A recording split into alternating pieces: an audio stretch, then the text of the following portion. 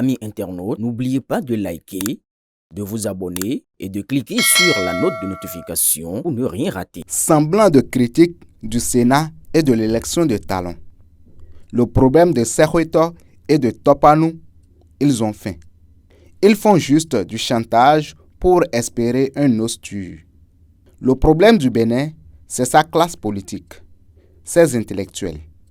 Le professeur Victor Topanou et le ministre Soweto ont été avec le président Patrice Talon.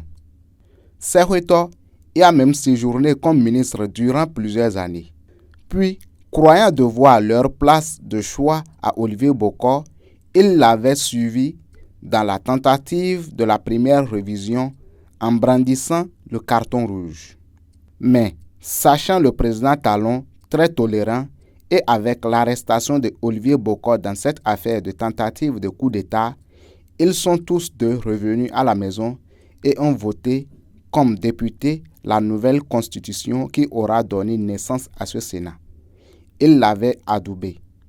Malheureusement pour eux, le bureau directeur de leur parti, pour punir et décourager l'indiscipline, n'a pas cru devoir les mettre sur la liste des candidats aux législatives. Ce fut le crime de lèse-majesté qu'il ne fallait pas commettre contre leur ego et leur ventre. Victor Topanou, pour avoir été ministre de la Justice sous Boni Yayi et député sous Talon, se voyait candidat au Graal de ce Sénat. Mais le président Romuald Wardani ne l'a pas choisi. Du coup, tout est devenu personnel pour lui. Mais au lieu d'attendre que certaines plaies se cicatrisent pour mériter de revenir à la table du banquet politique, il a choisi la rébellion inutile, oubliant par ailleurs que les populations ne sont plus manipulables comme à l'accoutumée.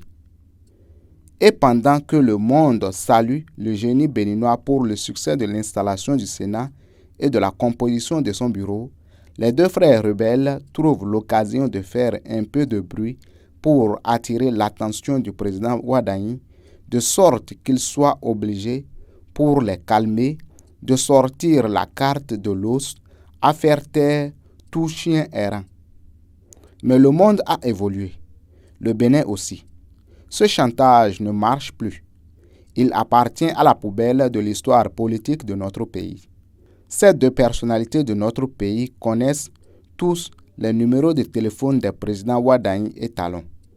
Il suffit juste de dire, je cite, « On a faim », fin de citation, et le tour sera joué.